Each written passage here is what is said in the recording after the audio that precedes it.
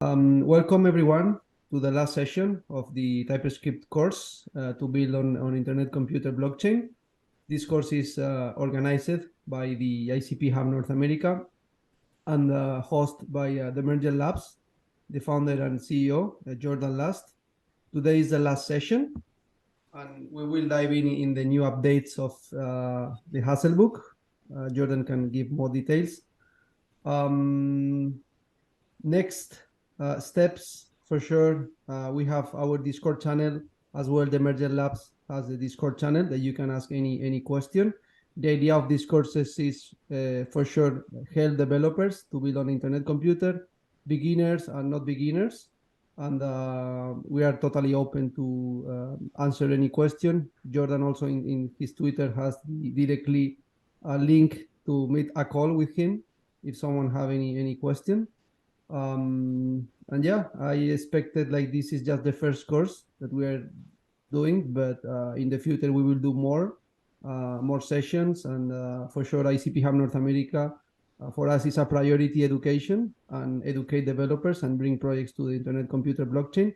And thanks to these initiatives with Demergent Labs, I think we are doing an amazing job together. Thank you so much, Jordan, all yours. Okay, so I mean, we basically covered everything, right, in previous episodes, but literally right this moment, the next version of Azle is being released. All our tests are running. We've been working, I mean, for a long time on this, but today, like all day, very focused to get it out by now. So it should be out in just a few minutes. So I wanted to show you this new version and yeah, just kind of help you transition into it because a lot of our APIs and stuff have changed. So let's just start with a high-level overview of some of the improvements. Here's the Azle book, almost all updated to the new stuff. First off, in the disclaimer, we were able to remove one of these bullet points. Jordan, yes. Sorry, you want to share Oh, yeah. I'm not sharing. Thank you. Here's the Azle book. Just went to chapter 2. Yeah, we were able to get rid of one of these bullet points. One of them said that we were using an experimental JavaScript engine that's not very mature, basically. We've gotten rid of that line. We've completely swapped our JavaScript engine. We've gone from the Boa Rust, basically a new Rust implementation of a JavaScript interpreter, to Quick.js, which is just a more mature engine. So that part of the disclaimer is gone. A lot of weird, or a few weird bugs and a lot of performance problems should just be gone now. So that's great. Next up, we want to start writing tons of very, very, very in-depth tests, much more in-depth than I mean, we have tons of tests. We have hundreds of tests already, but these are going to be absolutely crazy. And then definitely review it ourselves and maybe get some other people or teams to help review as well. Under installation, we've bumped everything up to DFX 0.15.0. Using this version is very important because the instruction usage of Azle is drastically lower on DFX version 15 because of some improvements that they've made in the replica. Those aren't yet live on mainnet, but they are live on your local replica. Also, keep in mind that there are some new dependencies, mostly Clang, that you'll probably need to install to get Azle to work on Ubuntu. And then Clang on Mac, I think, is generally automatically there for you. So Ubuntu or WSL, you'll probably need this. Keep in mind, if you are upgrading, it's really best to start completely from scratch. So you might want to delete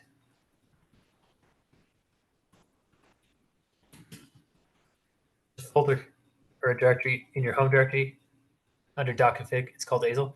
You probably want to just completely blow that away before you try to install the new version of Azle. Just FYI. Okay. Now into Hello World. Well, let me just show you. So check this out. Things are different now. Now, everything that you do is within a canister. So what you're going to do is you're going to export a canister definition. This defines your canister. Inside, you will put query methods, update methods, init, post upgrade, etc. For now, we'll just start with the query method. Let's just call this, we'll just call it hello world. So the keys here are going to be the names of your methods. Then you're going to call this query function over here. What you're going to do now is define the Candid type objects for the decoding of your parameters. So in this case, we'll import the text Candid type object. We're not going to have any parameters, but we will have a return value of text. And then you pass in a callback function, basically, to define the actual body. Because you define the return type here as text, TypeScript will infer that you need to be returning a string. So in this case, we'll say hello world. Okay. Pretty awesome. So this is now your basic canister. And we deploy this. You should notice generally faster compile time. So only 6 seconds. That's not bad.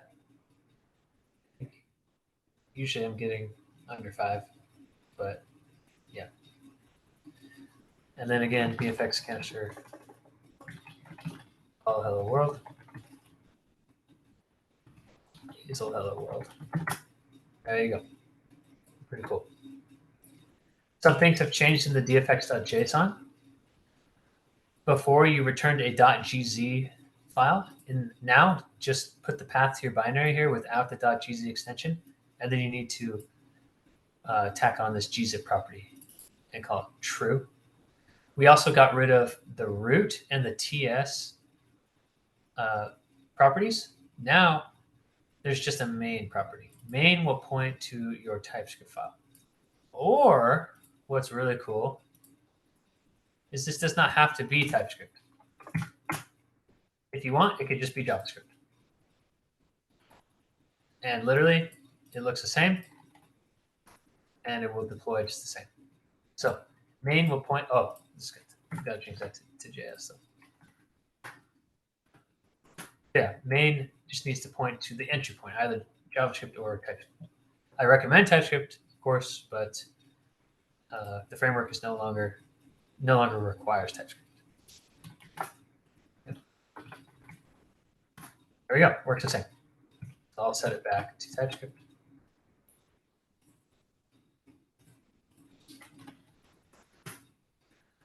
Okay, now if we want to do something like, let's create a little database, right? So we'll import record.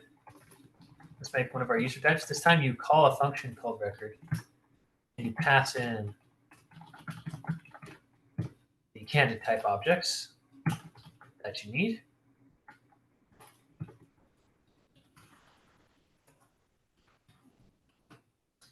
Very nice. So now we have this user object, ID string, username string, age, number. Now let's create an actual place to store these. We'll import a stable B-tree map.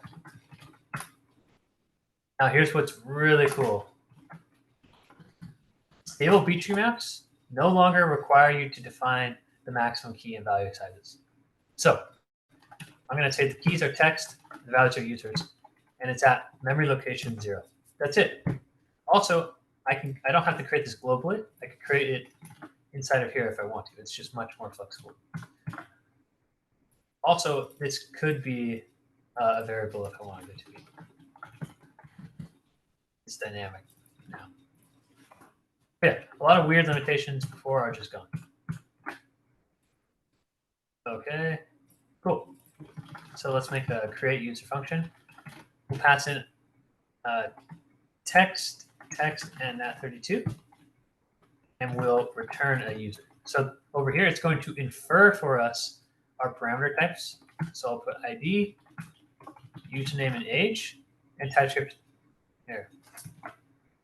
I'll show you the inference once we've finished creating everything. So I'm going to make a user.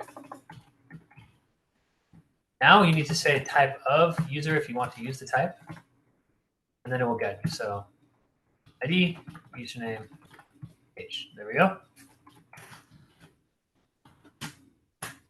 And actually, let's return opt user.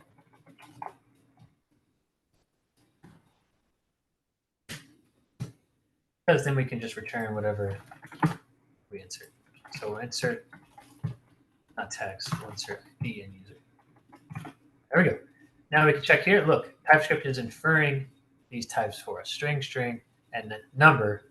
These are the actual TypeScript or JavaScript types under the hood that these parameters will be decoded into, and opt user will infer the return type is inferred to be a variant with some or none, which has a username. So, there we go. So we can create a user. Let's now get a user. Oh, also this needs to be an update, otherwise it won't persist. So we'll just import the update. In this case, all we need really is to pass in text, so that'll be the ID, and we'll get back an opt user. And our method will take the ID, and that's it. And we'll return users.get ID. Sweet. And maybe we'll get users. We'll pass in nothing, and we'll return a vec of user. And we'll import vec. Users.values. There we go. Okay, yeah, we're building a little database. Very succinct, very nice. TypeScript or JavaScript, you have your values inferred. That's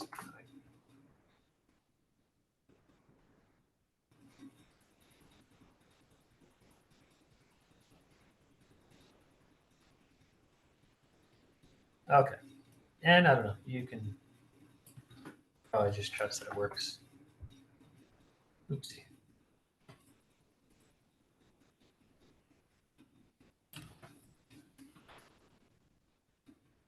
I'll fetch Candid file.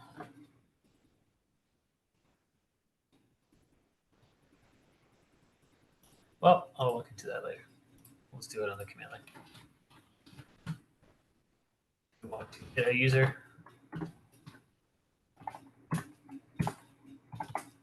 At ID 0. Oops.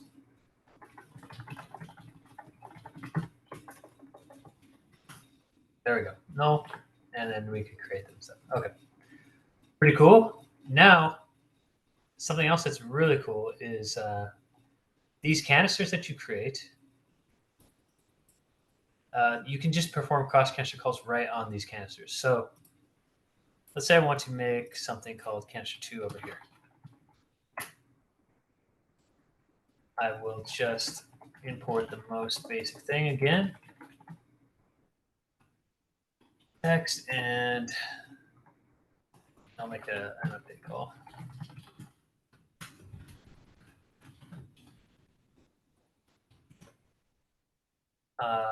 We'll just call it test. It'll just return some text to returning a value. Oh yeah, sorry. Update. Okay, check it out. This is a canister, right? Now you can just straight up import canister 2.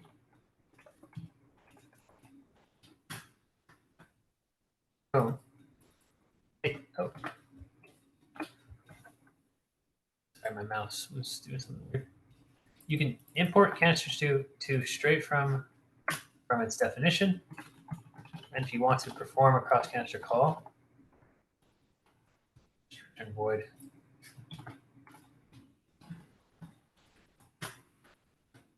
asynchronous. Then I can say IC.call, and then I can just use canister2's definition right here. Sorry. I have to create an instance of canister2 right here. And I would have to go get its principal, which I haven't deployed yet. So let's just pretend it's that for the moment. Then I can do canister2, lowercase. What? Canister2. There we go. Canister2 dot test. Nice. And so I can return a string. Well, I'll just make that return string then too.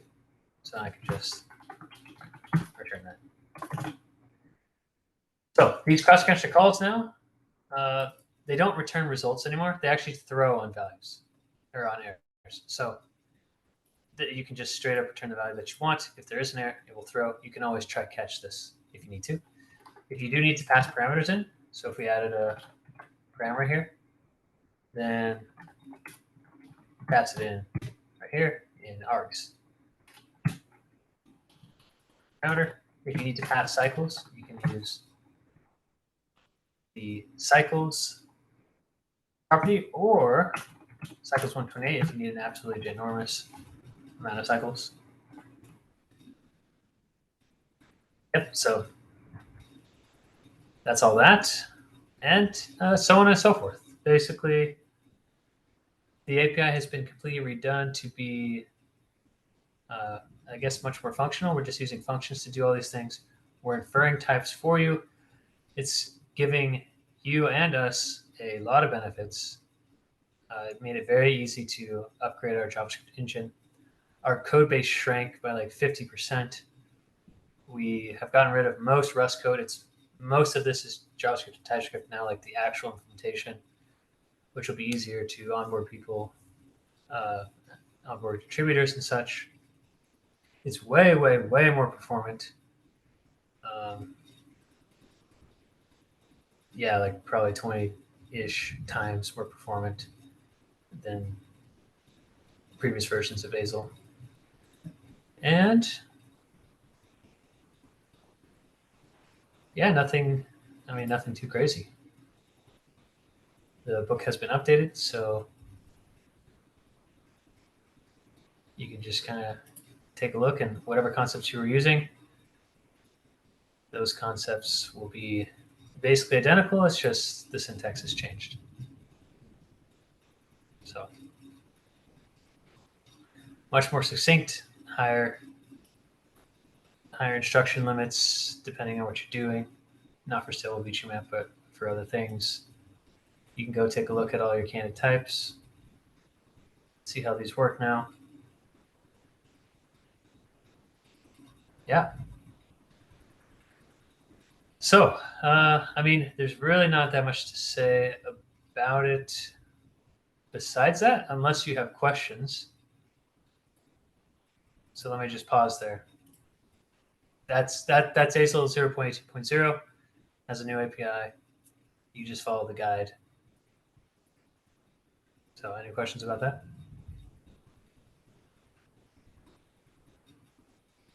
Actually, I have, Jason, one question.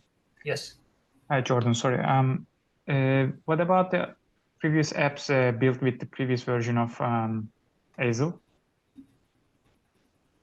So, like, Yes. is there a like migration guide to move them, or can they be still functional? I mean, you just need to rewrite them. So you just use the book. I mean, if they're deployed, they're just a WAS binary, so they're not going to change. But I highly recommend not trying to continue developing with old versions of Azle for too long. So, okay. But yeah, they're still there. They're still on NPM. The examples are still in the repo. If you go click on that release, you can go look at those examples. Okay. Some other benefits. This is really putting us on a nice path toward getting as many NPM packages to work as possible. So there's a few things that we need for NPM packages to work. One is we need a JavaScript engine that doesn't have a bunch of random bugs. Unfortunately, Boa being a new engine, like just lots of packages would just break for kind of randomish reasons, and a lot of times it ended up actually being bugs in the interpreter itself that we would find and have to open issues for. With Cook.js, I don't think we've run into an issue like that yet. Once you have that stable foundation, another problem you might run into is your NPM package being too big, right? Sometimes, the node modules directory is sometimes many megabytes in size, maybe even gigabytes. The Internet Computer has a strict limit currently of basically 2 megabytes for your WASM binary. They're working to improve that, so we need some changes in the protocol to get over that. Once we get over that, then we basically need to start plugging all of the web and Node.js APIs that you want. For example, web crypto or node crypto, those don't exist on the Internet Computer. They don't exist by default in a WebAssembly environment or in a JavaScript interpreter. So we basically need to get polyfills or implement them ourselves somehow. And we just need to basically go discover, what are the packages people want to use, and then what are the underlying APIs that those packages depend on. So that's what we're going to jump into next with our robust testing, is also getting as many NPM packages to work as possible. Then once we have that, we're going to bump Azle from beta to release candidate, and I'm hoping that can happen before the end of the year. And that just means we're feeling more confident with Azle and on our trajectory to our 1.0 launch, which will just be a version change, right? Nothing will really change. It'll just be new numbers, and it'll just be more robust under the hood. So.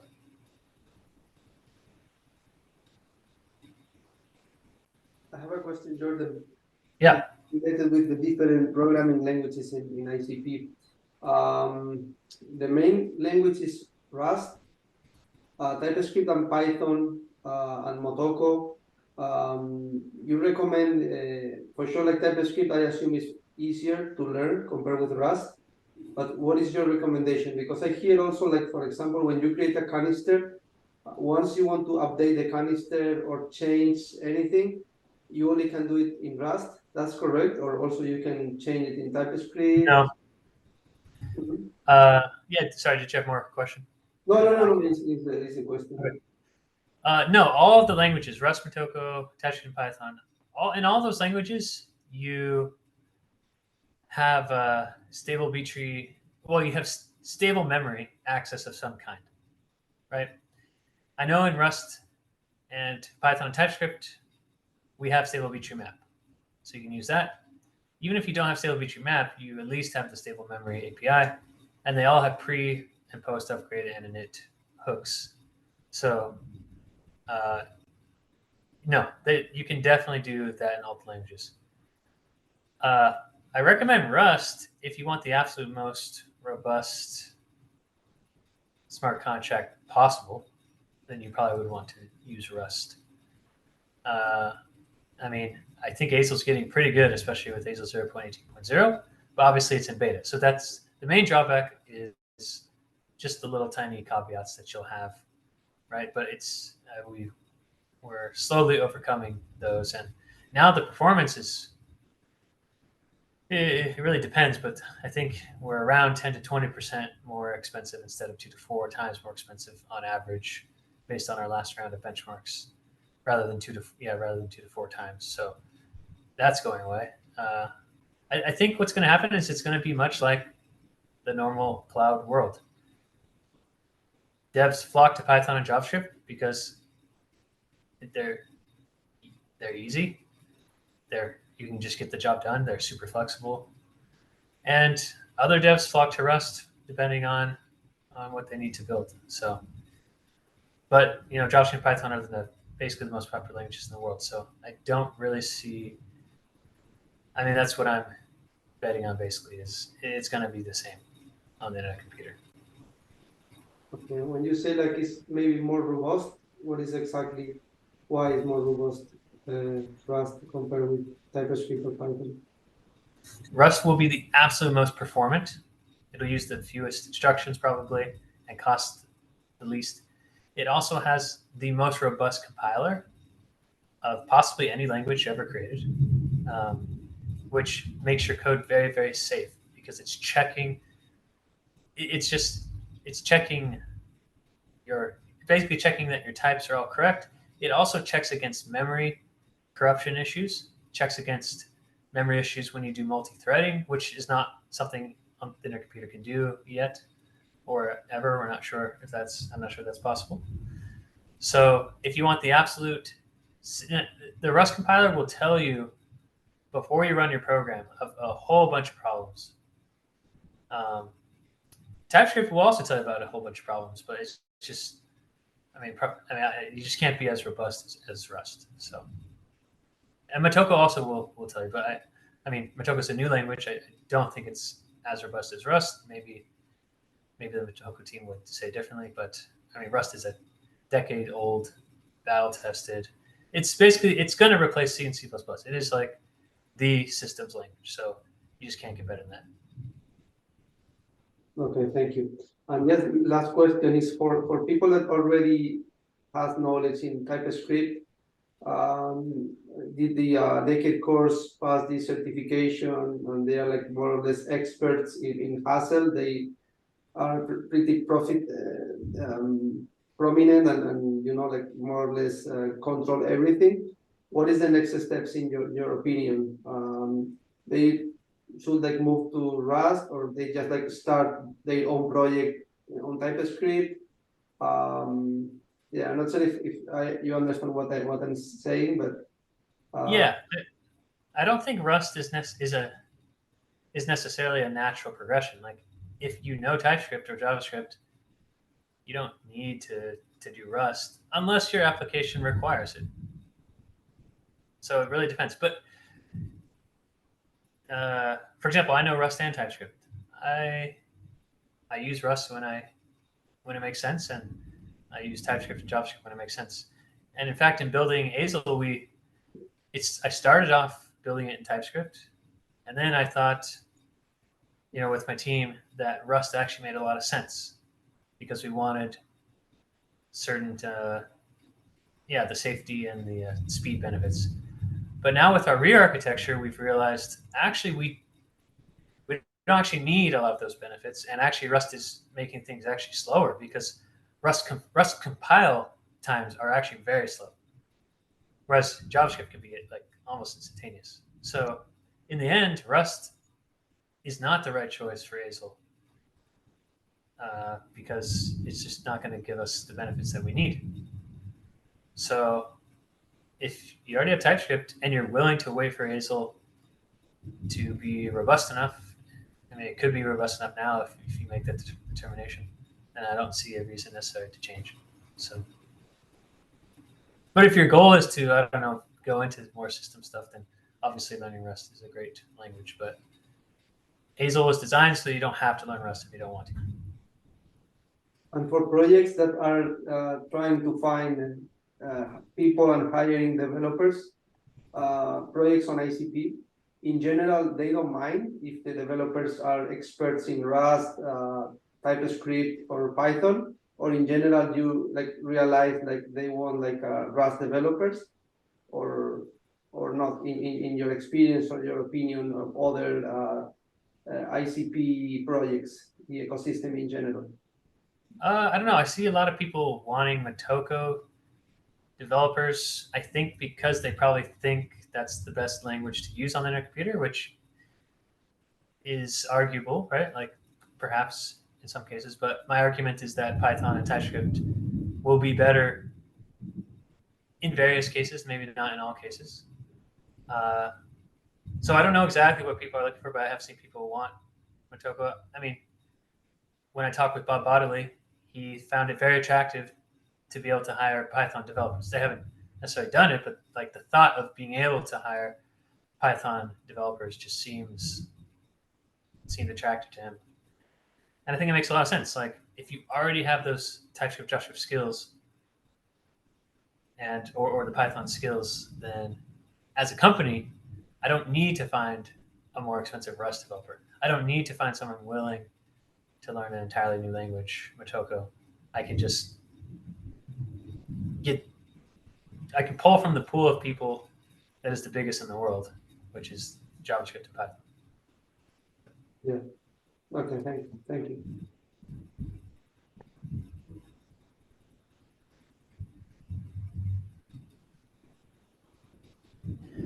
Yeah, like I think experienced developers understand very well like why you'd use a systems language like Rust versus something like JavaScript or Python.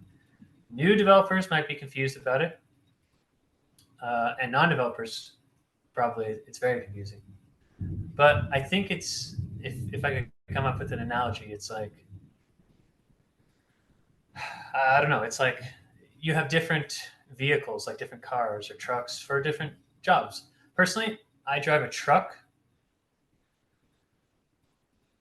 because I don't know, it has a lot of room, and if I ever need to put something in the back, I can, like my dog or helping somebody move or something.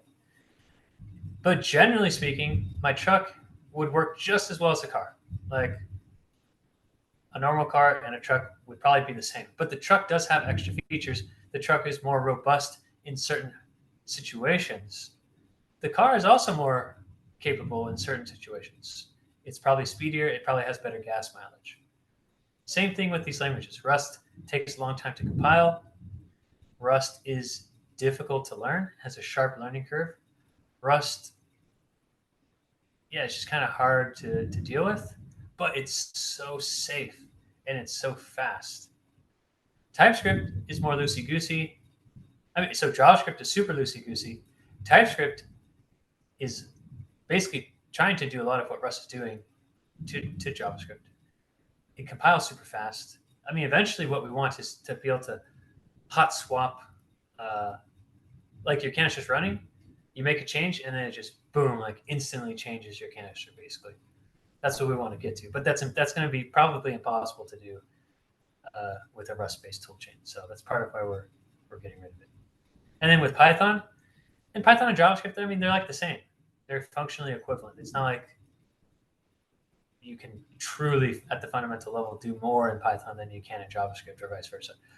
But Python has a different community. There's different packages and different core strengths in that way. So the machine learning, the AI stuff, like I used to fight against Python and like I thought, yeah, JavaScript will just take over everything. But now I've just embraced it. Like Python is probably going to be used for AI and machine learning, and that's just how it's going to be. So I imagine that once we can do AI heavy type of computations on the internet computer, that the Python SDK will be very, very well suited to doing that. And that's our goal as well. So yeah, tools for the job.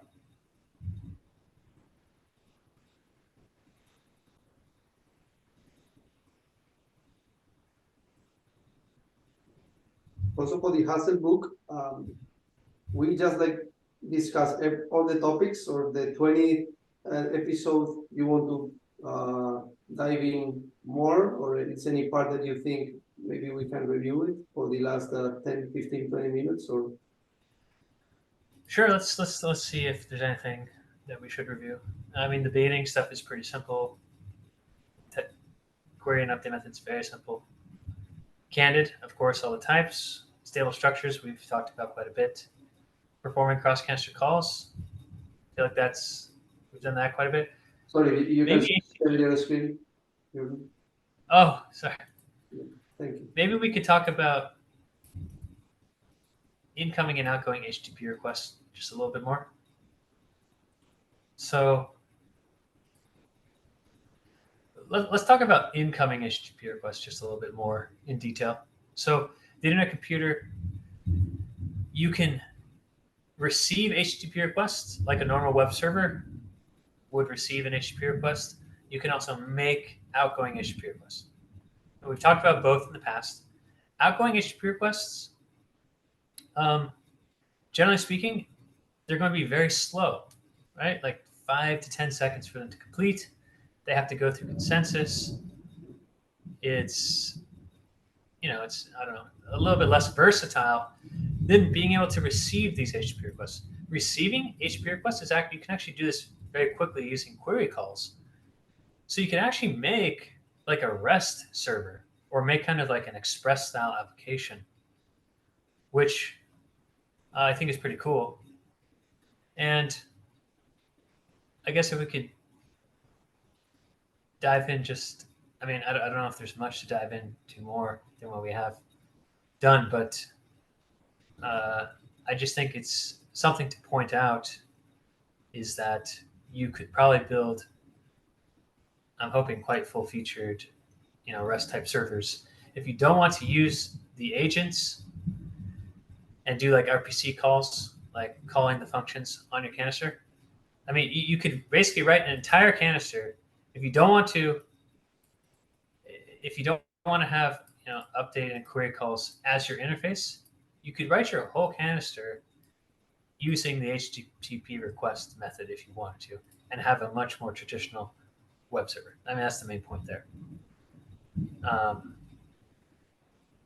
So yeah, just keep in mind, you can make HTTP requests to canisters. Canisters can make HTTP requests to the outside world. Also, canisters are able to perform threshold ECDSA signing to sign Ethereum, Bitcoin, and other blockchain transactions. Let me show you. Let's see.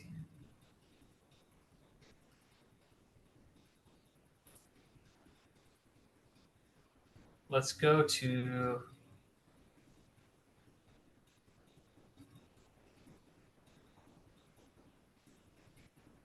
where is that?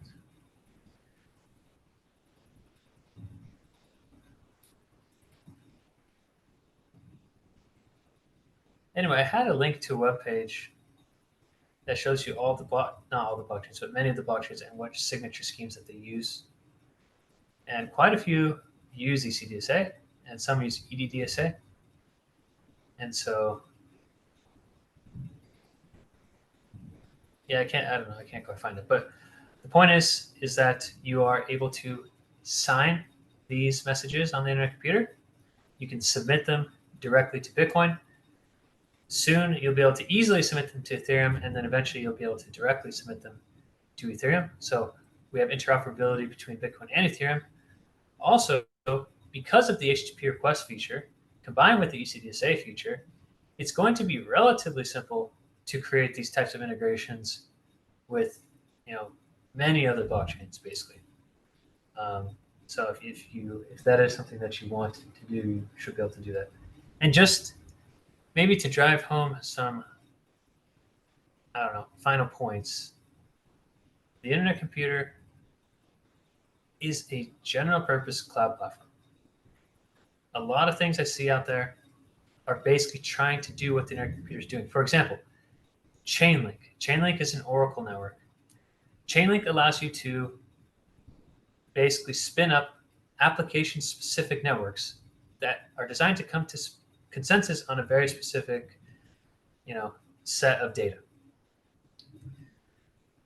The internet computer is basically capable, in my opinion, or what I would guess, of doing many, many, many of the things that Chainlink does, but it's already a general purpose. I think it would probably do it more cheaply. There's not necessarily the expertise like the actual operators of the Chainlink networks, but if those operators came to the internet computer, I feel like they would find a quite compelling environment to basically deploy tons of Oracle networks on the internet computer without having to figure out how to get your own node infrastructure created and all that kind of stuff. Zero knowledge rollups, Validiums, they're doing off-chain consensus. The internet computer is a general purpose off-chain relative to Ethereum consensus mechanism, essentially, or decentralized computer. So I don't know, anytime you're trying to do something on Ethereum or Bitcoin or another network, anytime you're trying to do Oracle type things, if you need off-chain infrastructure and you need to get it on-chain or to support on-chain stuff, the internet computer, I just feel like, provides a compelling alternative to using a centralized cloud platform. So I don't know. I feel like it's, for some reason, difficult for the world and people to see this. Maybe because, I don't know, maybe we don't have product market fit. Maybe people are happy with the solutions that they have. But there are slivers of people starting to come around and starting to see the power of this. And in my mind, I came to the internet computer. I mean, I do own ICP tokens, so I have to disclose that. But I came to the internet computer after already programming for years and working on various projects. And I saw in it a protocol that could solve many of the developer experience challenges of cloud platforms and finally simplify everything and make it extremely secure, very scalable. And I know that's the vision, right? Very secure, very scalable, everything built in. So I don't know. I would just say, think about what a decentralized cloud can do for you. So I don't know. I mean, if you guys have requests on something that you want me to cover in more detail, I feel like in the course, we've really gone over at a high level most of the stuff. So all the other things are just kind of little nitty gritties. What is, Jordan, in your opinion, what is the trade-offs of internet computer? And if you think these trade-offs can be solved in the future? I mean, it depends on what you're trading off relative to. So relative to Ethereum, the internet computer does not have global consensus. The internet computer does not let you run a node in your house. So the internet computer does not let you really verify most of the computations that are happening. You have to trust the subnet. The internet computer has much smaller replication. So those are some negative trade-offs. Positive trade-offs compared to Ethereum, the internet computer is extremely scalable. As you add more nodes to the internet computer, you actually get more capacity across the network. You can, build oracles right into your smart contract and talk to the outside world. Your smart contract, your canister can, do HTTP, normal Web 2 requests, talk to other blockchains, hold private keys without exposing the private keys. The internet computer is also, DFinity's working on general purpose confidential computing. So they're trying to figure out how to allow general purpose computation where the data itself is basically encrypted or not able to be seen by the node operator. So that is something at least Ethereum and Bitcoin definitely do not have. The internet computer right now is more private than in Ethereum or Bitcoin because it's only the node operators that can look at the data. It's not everybody who can look at the data. So yeah, I feel like relative to Ethereum and Bitcoin, that's what you get. It's way less decentralized in some aspects. There's way less replication, and it's less robust in the fact you can't run it. You're not going to have thousands of people across the world running it. There's a few entities that need to be, shut down to disrupt things. So it's just for a certain class of applications, it's probably not appropriate. But for other applications, it probably is very appropriate because of how scalable it is. And it might be sufficiently secure and sufficiently decentralized, depending on the level of robustness that you need. Now, if we compare the internet computer to cloud platforms, there's a different set of trade-offs. The internet computer compared to cloud platforms is much less scalable, I'd say, or more difficult to scale. It's more expensive. Oh yeah, the internet computer is much cheaper than Ethereum, I should say as well. Compared to cloud platforms, it's probably going to be more expensive. It's going to have higher latency. It's going to be less scalable. It's going to be worse in a lot of ways than cloud platforms, but better in some ways. It's going to be less private because you have independent node operators that can look at your data instead of one entity like AWS, like Amazon or Microsoft. But how's it better? I mean, by default, I'm going to say it's much more secure. By default, just much more secure and robust. You don't have to build in your own replication or failovers and stuff like that.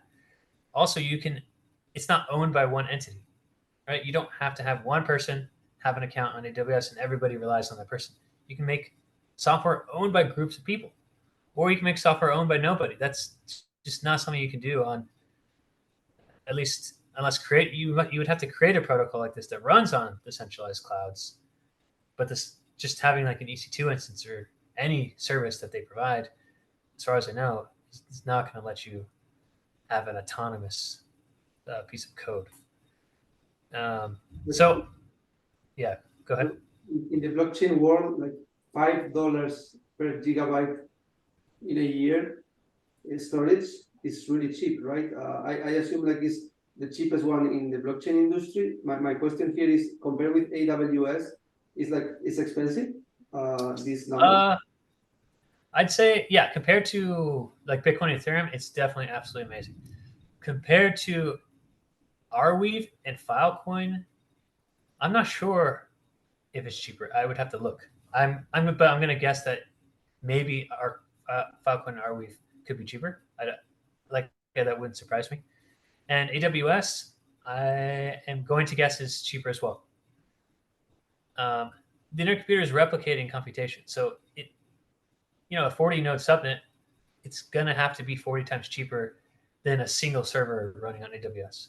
So those aren't necessarily comparable, right? The 40 node subnet is way better than a single server on AWS. So you'd have to compare it to, a more robust setup on AWS. Yeah, but also it's very nuanced. It's like you can't just, the intercomputer is not better than cloud. It's not better than Ethereum, and Ethereum is not better than intercomputer, and AWS is not better than Ethereum or the intercomputer. It's really depends on the use case and the properties that you want. How much scalability do you need? How much security do you need? Do you need it to be autonomous? Do you need groups of people to own it? And so there is a niche that Ethereum is not running the whole world, right? It's running DeFi, NFTs, and a cryptocurrency called Ether, which is one of the most robust cryptocurrencies in the world, and that's awesome. But it's not doing what AWS is doing, and the intercomputer is not doing what Ethereum is doing. It's not running one of the biggest, it's not an ETH or Bitcoin level cryptocurrency, and so yeah, you just have to. That's why I like to explain these trade-offs to people, and I feel like when people understand this, it does make sense. It's like, oh yeah, you can't just, at least so far, there's not one blockchain or decentralized computer that is truly better in every single way than everything else. I would love the internet computer or another platform to get there, because none of the platforms solve all the problems, and it's frustrating because that's like the dream and goal, and it's just so difficult to get there. So yeah. Anyway, just to finish, like, it makes sense, like, even if it's expensive compared with Airwave or IPPS, is also because it's the only one that can storage back end directly on chain, right? Compared with Airwave, you can storage videos, pictures, whatever. You can storage your Facebook page directly on chain, right? And I think the other ones maybe can do it front end, but not the back end, right? This is something pretty unique in the canister smart contracts. Yeah, I think having the computation and the data all together in that secure environment is unique. Yeah, I would say. Yep. Umut, you had a question?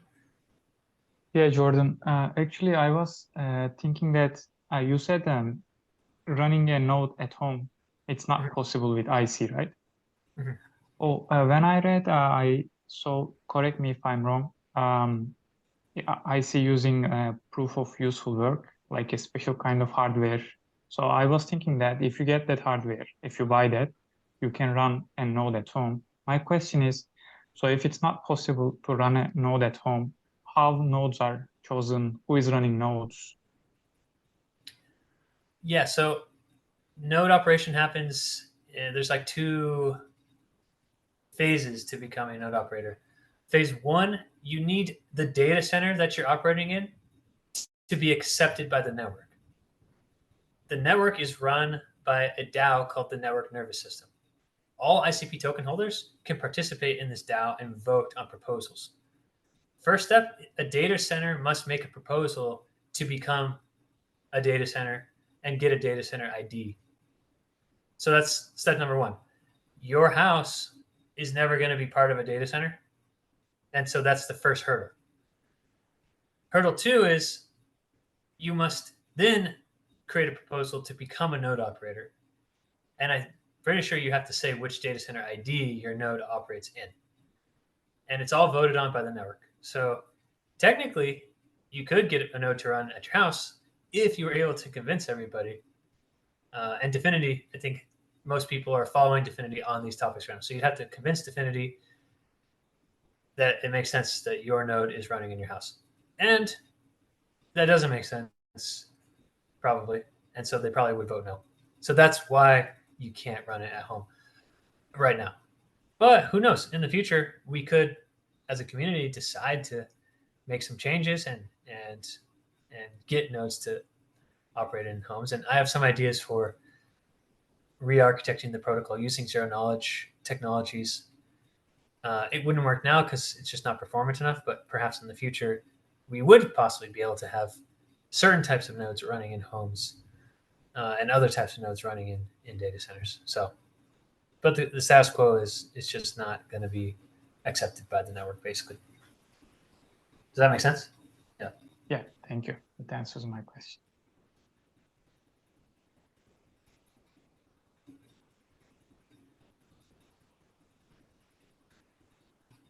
Cool. Well, if there are no other questions, thank you everybody who has watched these videos. Thanks for following the course. I'm sorry that Azle syntax changed, but also I think it's just way better. So it'll be a little bit of pain in the short term, but in the long term, I think is a very excellent decision to do this. And always reach out in our Discord, which you can find in the Azle book or the ICP.Hub Discord, and yeah, I'd love for you guys to build actually useful things for the world using Azle. That'd be nice. Yeah, just to add, life is a constantly changing, right? And improvements is always welcome, even if in the short term is painful, but in the long term, I think is really useful for the community. Just to say thank you, ICP.Hub North America, say thank you to Jordan Last and Demergent Labs for this initiative.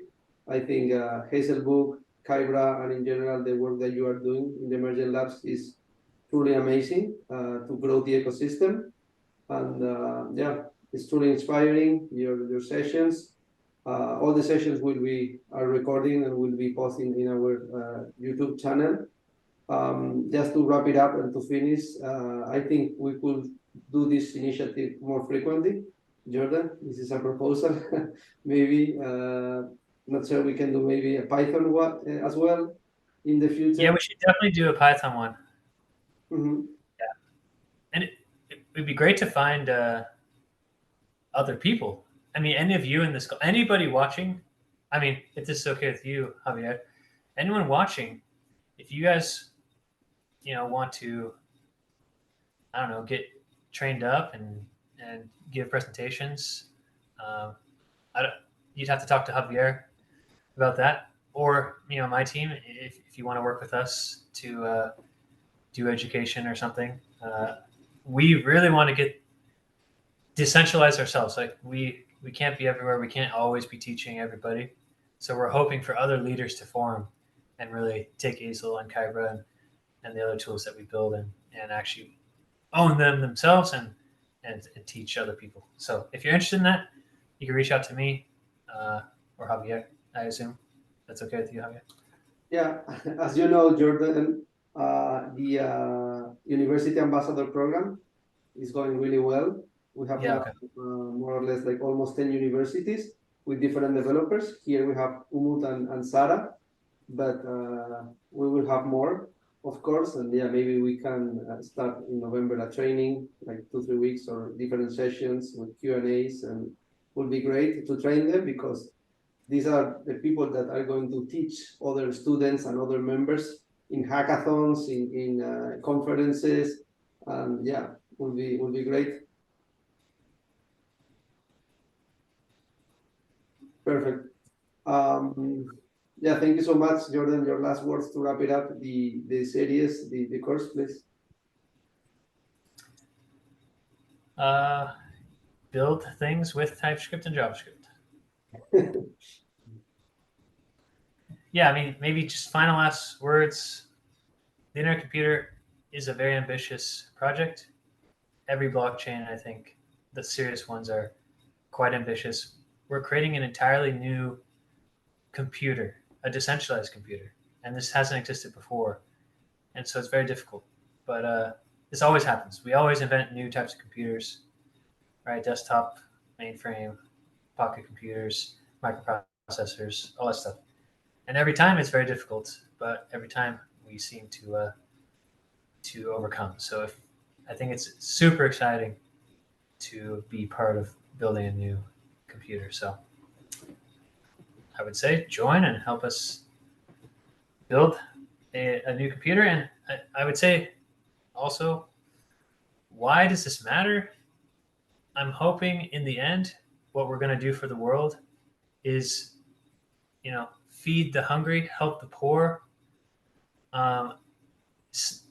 stop governments from creating currencies that inflate out of control, give people the ability to safely store not only their money, but also other personal data that really is now becoming our property and becoming necessary, and just make the world safe from hackers, safe from nation states that don't have the best interests of the world or their citizens at heart. I think we're building tools to help individuals become sovereign, and every human being, it's a sacred thing, and so every time a decentralized technology comes forth, it just it allows people to be sovereign and to really flourish on the earth, right? The internet, the printing press, and all kinds of other technologies that give people power. The fact that we're even talking to each other here, it's surrounded by the buildings that we're in. It's like we're just living like the high life compared to people even just 100 or 200 years ago, and it's because of technologies like this, in my opinion. So that's what we're trying to do. So great. Thank you so much, Jordan, for your last thoughts. Yeah, really inspiring. And thank you all for your time and for your interest in these sessions, in this type of script courses. We will do more in the future, of course. That's all. Thank you so much, everyone, and see you soon. Thank you very Thank you. much. Thank you. Have a good night. Good night. Bye.